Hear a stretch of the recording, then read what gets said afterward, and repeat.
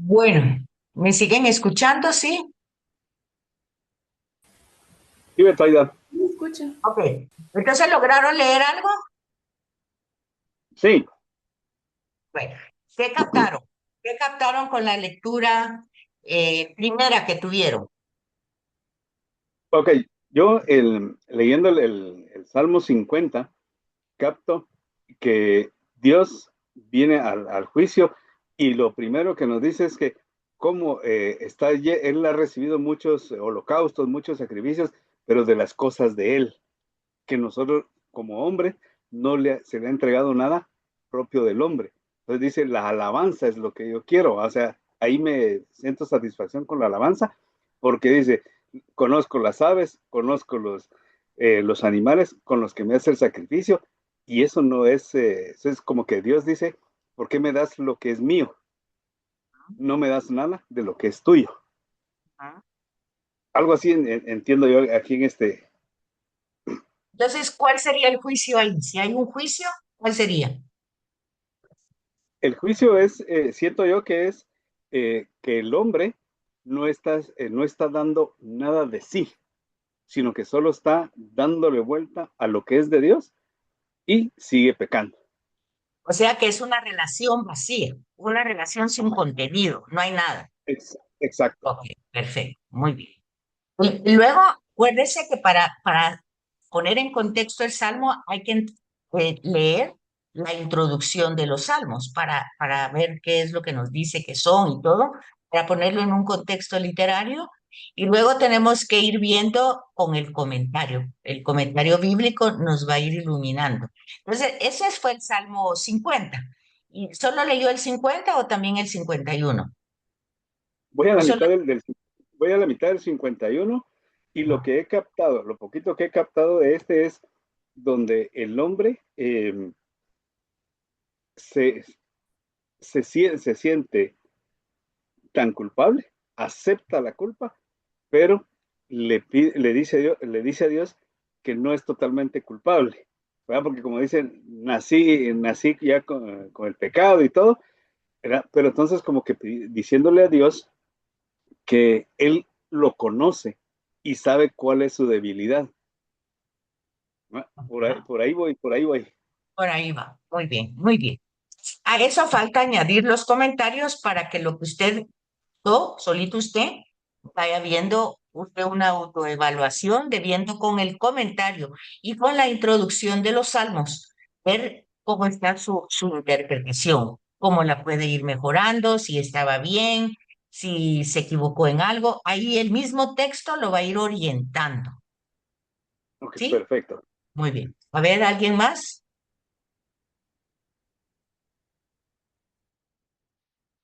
¿No hay nadie más que haya leído que quiera compartir?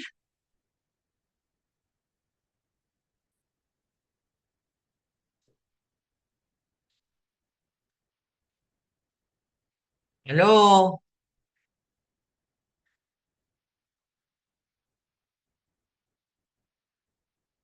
Ven que por eso les decía que si ustedes querían el tiempo para hacer ustedes las cosas, porque si no, no, igual no avanzamos, porque están leyendo, quiere decir que eso es lo que tienen que hacer.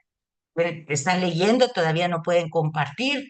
Entonces, yo no puedo seguir si ustedes no han captado la primera parte. Sí, David Ernesto.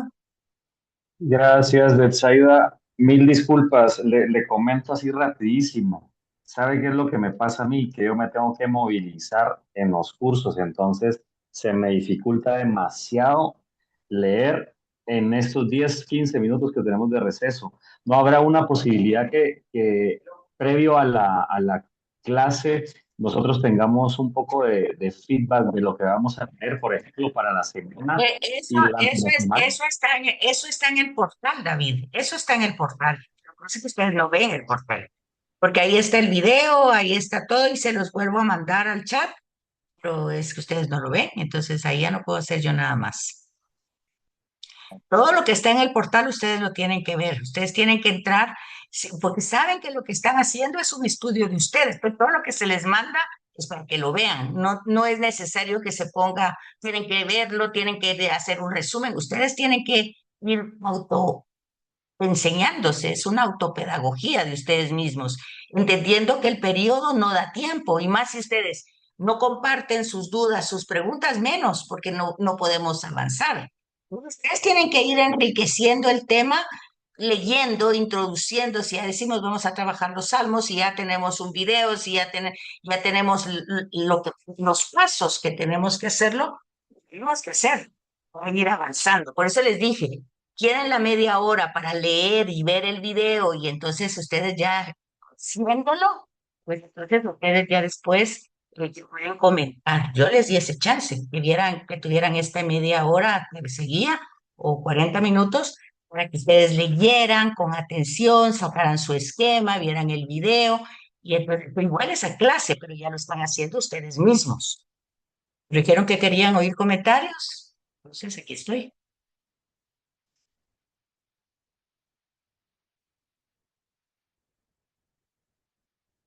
Pero bueno, entonces,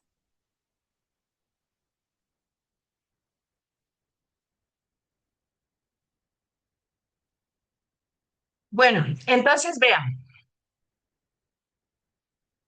el punto es este. Lo que vamos captando en el texto mismo, pues son dos partes, ya dijimos. La primera parte del capítulo, el Salmo 50 les va diciendo el juicio.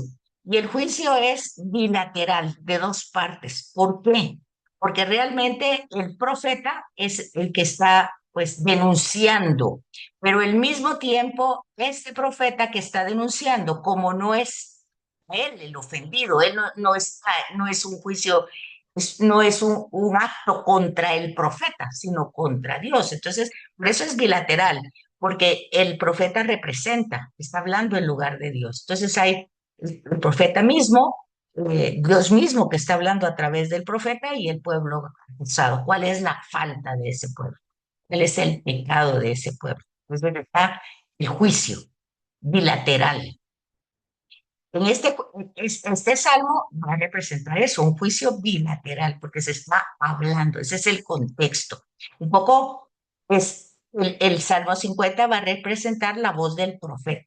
Es un salmo, y aquí algo que ustedes tienen que captar es el género literario. Como un juicio se puede hacer como un salmo, o sea, como una oración, como un oráculo de Yahvé, o sea, en el libro de los profetas se puede hacer como un oráculo, se puede hacer como una denuncia, y esas son formas literarias de un juicio.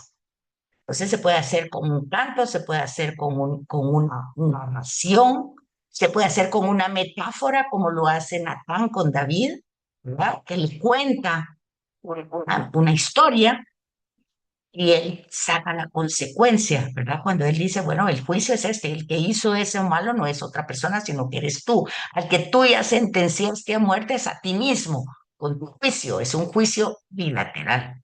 Entonces, él mismo se autoacusó y se autocondenó. Entonces, cuando, ese es el contexto del libro de los profetas, o sea, con el tema de Natán, que no, Natán no tiene un libro ahí mismo en la Biblia, no hay un libro de Natán, del profeta Natán, sino que está entre los libros de Primera Samuel, Segunda Samuel, ¿verdad? Y ahí vamos a encontrar dentro del profetismo otras formas de juicios donde el profeta va a denunciar. Entonces esas denuncias son juicios, pero entender que ese juicio no es en contra del profeta, o sea, él no está denunciando algo que le hicieron a él, sino está denunciando algo que se le hizo a Dios. Entonces es un juicio bilateral.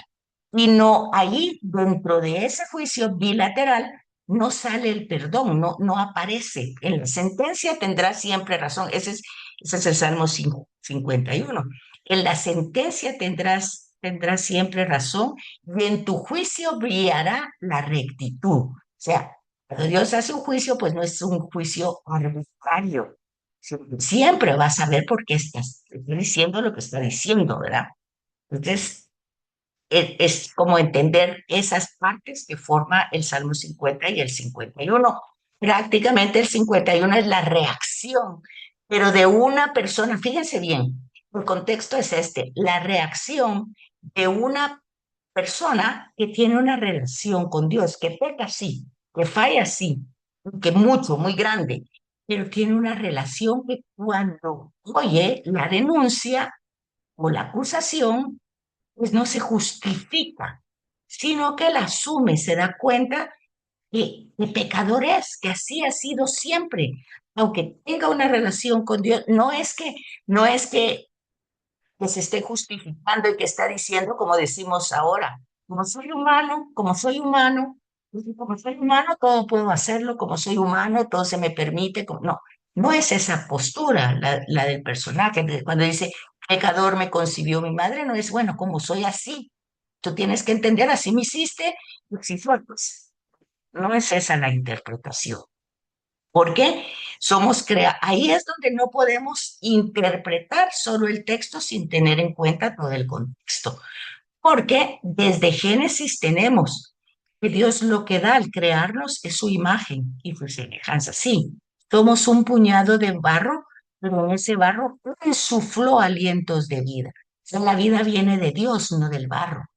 Entonces, no somos barro, si somos pecado, no estamos llamados a quedarnos así. Y eso, lo que volvemos a repetir en el Antiguo Testamento, es especial, porque solo está indicado por las normas legales.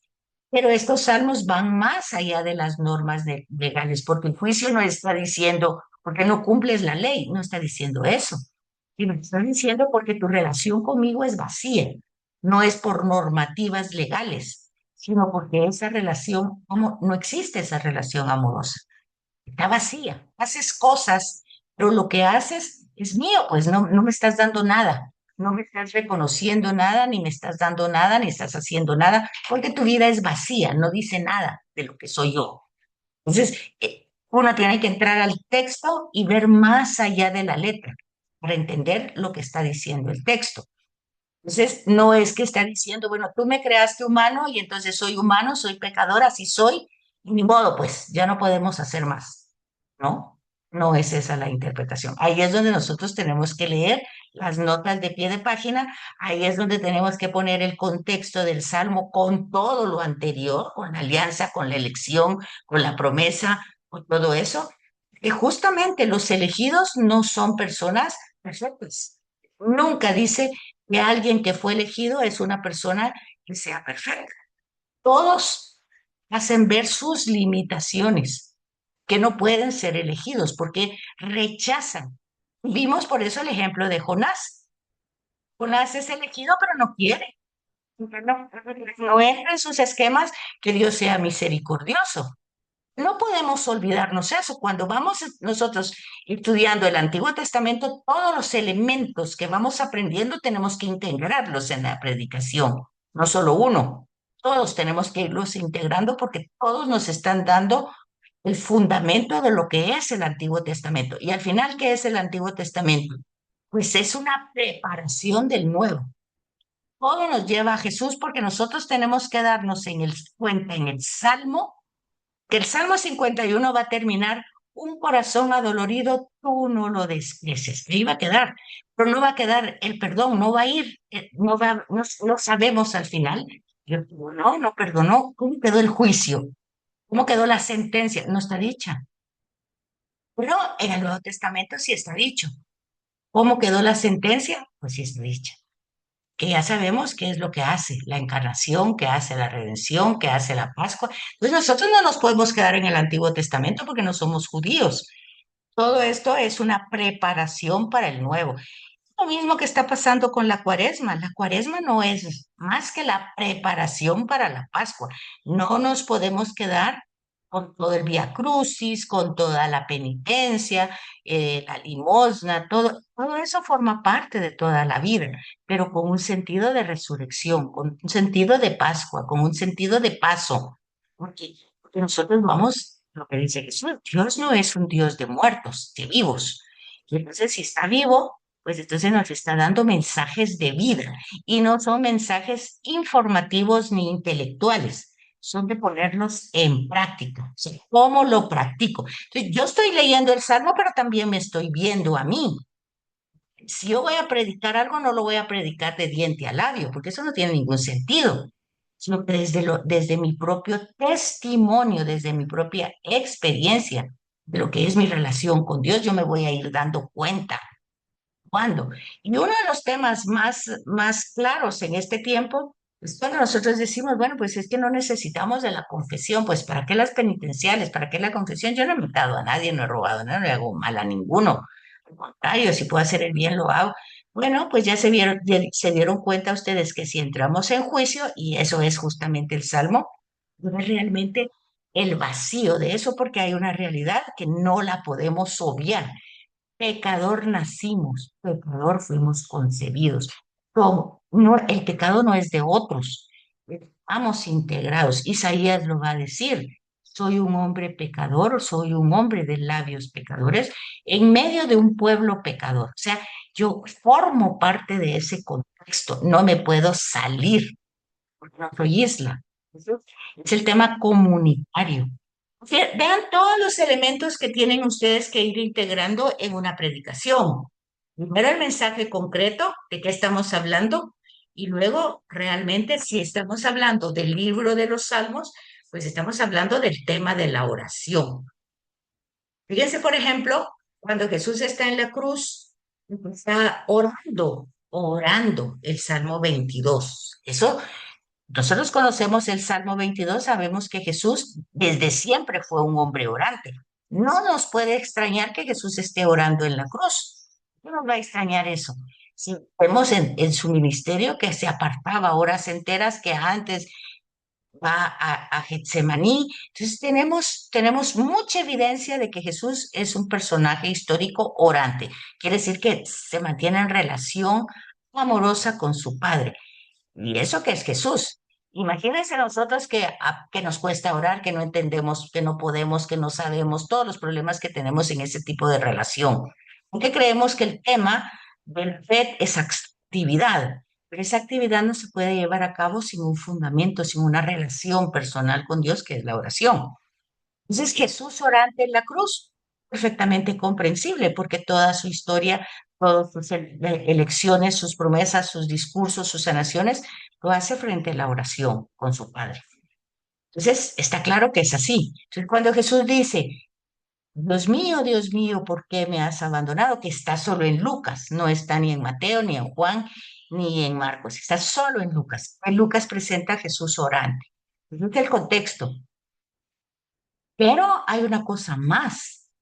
Jesús está orando al mismo tiempo que el pueblo judío está orando. O sea, hay dos personas. Ahí hay un tema que no está en evidencia concreta, pero hay un juicio. El lector que está leyendo tiene que darse cuenta. Porque Lucas está poniendo las horas de oración del pueblo judío. Y en esas horas de oración Jesús está orando también. Entonces la pregunta es, ¿quién está oyendo Dios? ¿Cuál es la oración realmente que Dios escucha? Del pueblo que está en la sinagoga, que está de rodillas, que está en el templo, que está ofreciendo sacrificios, que está llevando todo eso, todo ese tema del celebrando una fiesta pascual, el pueblo entero o al hombre justo que está muriendo en una cruz. ¿Y quién? ¿Cuál es la oración que Dios oye? ¿Cuál es ahí el juicio? Fíjense cómo un salmo puede llegar incluso al tema de Jesús en la cruz. Entonces, y no decir, bueno, Jesús en ese ratito sintió, pues puede ser que haya sentido, pero el hecho es que en el contexto de Lucas, Jesús está orando, en un momento donde el pueblo está orando. Entonces, aquí, esta frase o esta cita me manda al Salmo 22. Yo tengo que conocer el Salmo 22 y entender cuál es la verdadera oración. Entonces, ¿qué estamos viendo en este momento? Pues no está conectado. Cuando nosotros vamos a tocar un tema de predicación, no lo podemos sacar y llenarlo de un montón de palabras, que más que todo son palabras de nosotros enredadas, pero que no llevan a nadie a nada, a ningún lugar, sino que tenemos que entrar en el texto para transmitir el texto, ubicar el texto, ponerlo en contexto y sacar el mensaje de ese texto, y ese mensaje es el que yo tengo que transmitir. Entonces, utilizando todas las herramientas, Biblia, Y esa Biblia con comentarios bíblicos, leyendo la introducción, leyendo el texto que voy a trabajar, leyendo los comentarios, viendo las citas y luego pues acompañarme con otros materiales, en este caso el video, escucharlo con atención, tomar notas de lo que dice, entender de qué se trata un juicio cuando se habla del profeta. Todos esos elementos los tenemos que entender, comprender para poderlos transmitir y darnos cuenta cuando nos están explicando de un juicio bilateral, que solo son dos partes, que es cuando el profeta está representando a Dios y ahí no es que Dios esté haciendo un juicio directamente porque no hay una condena, solo hay una denuncia, queda abierto. Y luego el otro que tiene tres partes en forma triangular, porque está el acusado, el acosador y el juez, que es como el más claro que lo podemos encontrar en el libro de los profetas. Y en los salmos nosotros tenemos que ir viendo todo esto como rompecabezas, ubicando las piezas, pero todas estas piezas, oigan bien, porque eso no se nos puede olvidar, no nos podemos quedar en el Antiguo Testamento. La predicación tiene que llevar a Jesús como culmen de esta revelación. Entonces no se puede quedar nada más con decir, bueno, pues prediqué sobre Isaías, porque no tiene ningún sentido, porque nosotros lo que tenemos que llevar es hasta Jesús, lo que tenemos que llevar a la gente es a Jesús, cómo en Jesús se cumplen todas estas promesas, cómo ese juicio que no queda cerrado con el perdón o de qué manera hizo Dios, cómo solucionó esta problemática, pues llega Jesús y ya sabemos cómo la solucionó Él en toda la vida, cómo Él, esos cultos vacíos que no tienen ningún sentido, que no están dando nada porque es lo mismo que Dios ha dado, pues ahí tenemos al crucificado, que está dando su vida, que está dando su obediencia, que está poniendo su voluntad al servicio del proyecto, que está dándose todo el proyecto del Padre y por cada uno de nosotros. Entonces ahí tenemos la nueva alianza, la alianza perfecta, por eso dice Jesús, todo se ha consumado, o sea, todo está cumplido. Todo el Antiguo Testamento se cumplió en el Nuevo, pero ahí nosotros entramos con toda la riqueza de la teología que hace, pues justamente pasión, muerte y resurrección de Jesús, porque también ahí entra el otro tema final, ¿verdad? Que si todo se queda en la cruz y todo fue muy bonito, Jesús orando en la cruz, Jesús perdonando a todos, ahí están los dos ladrones, uno que se convierte, otro que no, uno que ve a Jesús como hijo de Dios, el otro que no. Pero todo eso está perfecto, esa escena, pero ahí se quedó. Pues ahí se quedó, pues muy bien, pero no tenemos espacio. Y ahí se quedó. Solo la muerte de un hombre bueno, justo, crédulo, pero ahí se quedó. Pero si vemos luego la respuesta del Padre, que lo resucita, entonces eso ya da otra expresión a la predicación. O sea, la predicación nunca tiene que quedarse en la cruz, en la pasión y en la muerte. Es el paso, pero tiene que ser anunciada siempre. En toda predicación tiene que ser anunciado Jesús con su pasión, muerte y sobre todo la resurrección. Y para eso hay que cambiar el lenguaje. Cuando estamos hablando de Jesús, no estamos hablando de alguien del pasado, sino alguien que está vivo en relación con nosotros. Obviamente, esa relación la tenemos que tener nosotros, porque si no la tenemos, eso sale en el lenguaje. Algo que pasó, algo que, como una idea o un concepto. Entonces, la predicación tiene que llevar a la persona anunciarla en primera persona, como alguien con quien yo me relaciono, como alguien que yo conozco. Porque iba el tema de la revelación. Dios se ha revelado a través del Antiguo Testamento de muchas formas, de muchas maneras, pero ahora lo hace a través de su Hijo. Y todo lo que ha dicho el Hijo es revelación. Y es verdad. Yo creo en eso. Entonces, eso está ahí. Ese es el hecho. Sus actos, sus gestos, y lo marcamos. Ahí está también su muerte, su pasión, cómo la vivió. Pero Dios lo resucita. Él sigue, está vivo, está presente, está en la historia, está en la comunidad, está en la palabra, está en el sacramento, está en mi vida, camina conmigo. Bueno, yo voy viendo su presencia en mi historia. Y eso es lo que llevó a la predicación luego como un testimonio iluminado que ilumina los textos bíblicos. Entonces, todo eso va así. ¿Dudas, preguntas hasta aquí?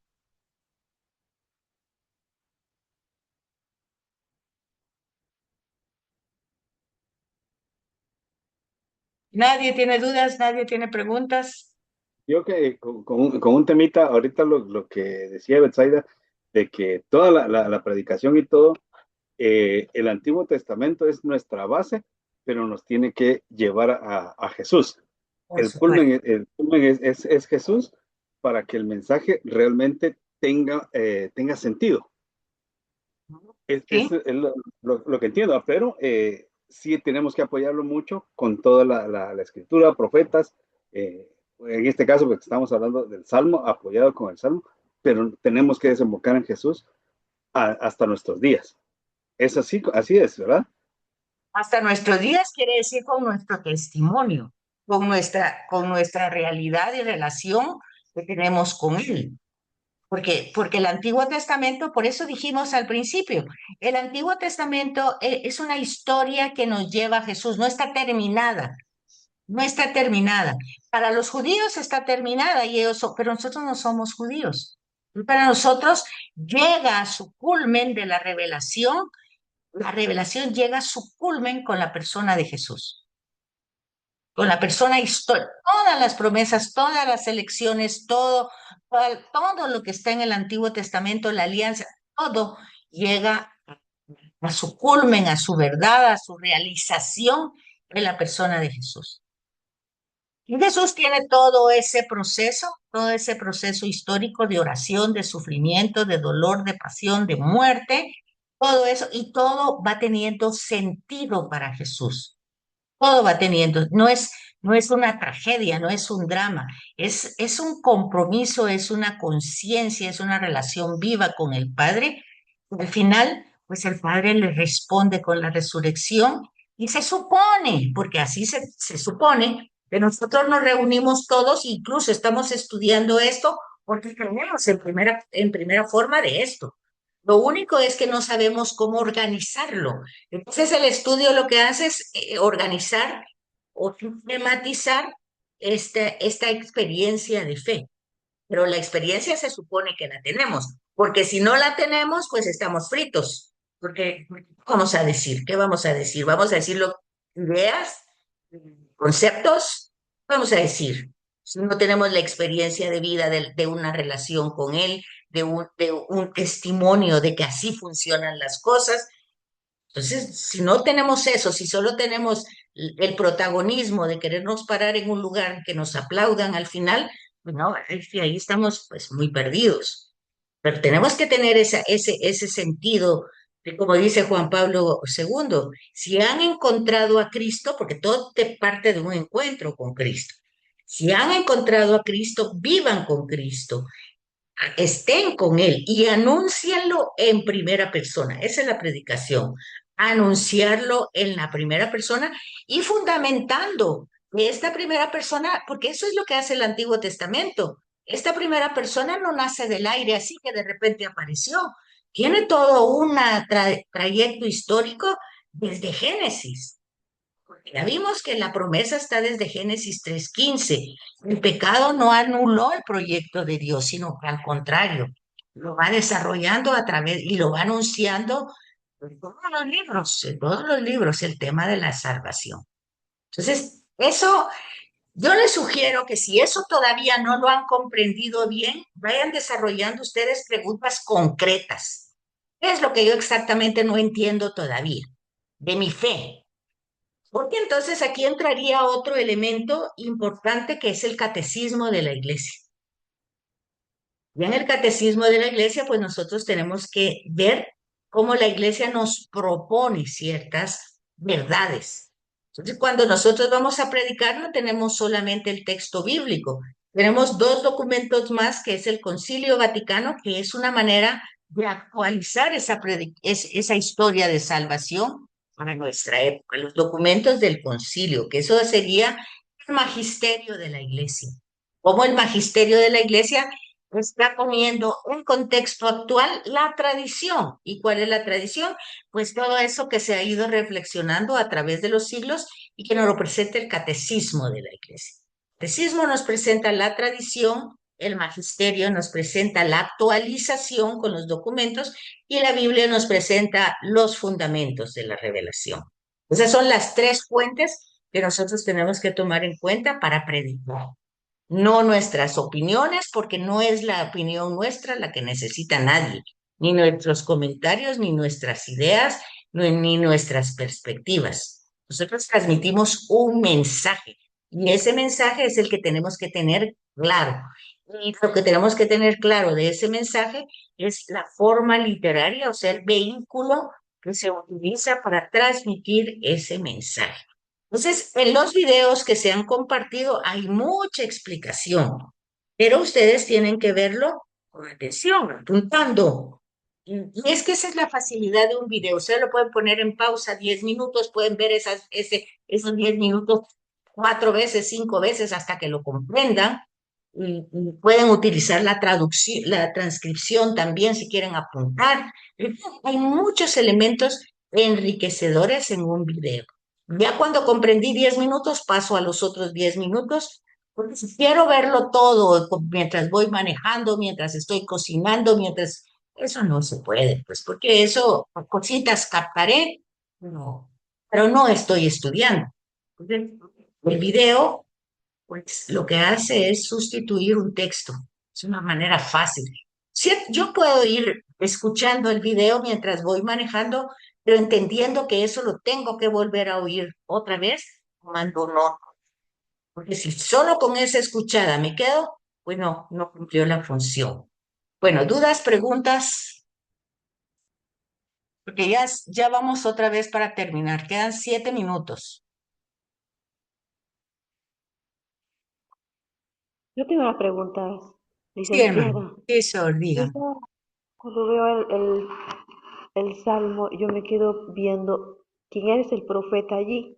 Yo veo que es mismo Dios el que está hablando. Ah, muy bien. Es lo que estamos diciendo. Ese salmo tiene la función de que sea un salmo profético. O sea, ahí no hay directamente un profeta, sino tiene la función de ser un salmo profético, porque ahí hay una denuncia, pues ahí hay una denuncia, hay un juicio, que es como usted dice, el mismo Dios que lo está haciendo, ¿verdad? Lo único que vamos a ver ahí en ese 50 es que no vemos el resultado, no vemos si Dios lo perdonó o no lo perdonó, solo vemos la denuncia, solo vemos una parte. Pero el Salmo 51 es el que nos va a dar la respuesta del ser humano, cómo reaccionó en este caso, porque se le dio la denuncia, cómo reaccionó. Y es el Salmo 51, el miserere. Tampoco se concluye con que hizo Dios, lo perdonó o no lo perdonó, solo está la confianza del pecador que dice, un corazón adolorido, tú no lo desprecias, una convicción. Ese es el tema central del miserere, que es, ¿quién es Dios para este pecador? Entonces, es alguien que le puede cambiar el corazón, que lo puede limpiar, que lo puede restituir, que lo puede no es algo al que se dirige a ver si lo hace. No, sabe que lo hace porque es eso. Se dirige a él porque sabe, lo conoce y sabe que puede dirigirse a él porque lo va a limpiar, lo va a purificar, lo va a restituir. ¿Por qué? Porque la condición es su corazón está contrito, un corazón adolorido. Esa sí es la ofrenda verdadera que yo puedo darle a Dios. No aves ni animales ni holocaustos, sino que mi mismo corazón adolorido por lo que he hecho. Entonces ahí va en esa línea, pero entonces ya vemos, entonces llegamos hasta Jesús y nos damos cuenta, porque hablábamos anteriormente de los dos hermanos del hijo pródigo. Ninguno de los dos tiene un corazón adolorido. Y sin embargo vemos que a pesar de eso, el pobre recibe a los dos, fíjense, ese es un avance tremendo en relación al Antiguo Testamento. No sé si estuvo bien, Sor. ¿Sí? Sí, Ah, sí. bueno. ¿Es Gracias. alguien más por ahí que tenemos 4 minutos? Parece que ya no puedo decir adiós. Sí, Nidia o alguien, quien quiera hablar. Gracias, sí. Betsaida, precisamente lo mismo que acaba de decir Sor, que yo entendía precisamente que solo estaba el acusador y el juez, que era Dios, ¿verdad? No Ajá, veía la participación de un profeta, como ajá, habíamos venido viendo, ¿verdad? ajá. Y que en el Salmo 51 solo ahí aparece el acusado, ¿verdad? Que es cuando ya él le responde, digamos, a Dios. Entonces solo Ajá. quería ver si lo había comprendido bien. Pero Gracias. importante que sí lo comprendió bien, pero el acusado sabe bien a quién se dirige. Y se dirige al juez. Fíjese, se dirige no solo al acusador, sino al juez que sabe cómo lo puede tratar. Si se fija, ahí va mucha, mucha información. Con el video van a comprender eso mucho mejor. De acuerdo, gracias. Muy bien. ¿Alguien más? Entonces, ¿qué tenemos que hacer para la semana entrante? No la predicación, el esquema, ¿verdad? El esquema, el bosquejo de una predicación. ¿Qué elementos tienen que utilizar? Introducción a los salmos, los dos salmos, comentario de los salmos y el video. De esos cuatro elementos, hacer el bosquejo.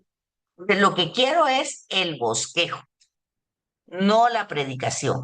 Cuando presenten la semana entrante el bosquejo de lo que ustedes comprendieron y cómo lo presentarían, tomando en cuenta el nuevo a la persona de Jesús al final, cómo lo incluirían, entonces ahí ya vemos cómo se queda para la próxima semana ya los minutitos de predicación. ¿Sí? ¿Estamos bien? Ok.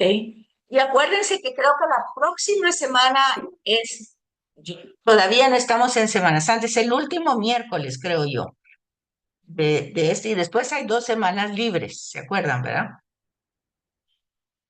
Entonces tenemos solo la otra semana para eso, y cuando tengan la predicación van a tener 2 semanas para hacerla.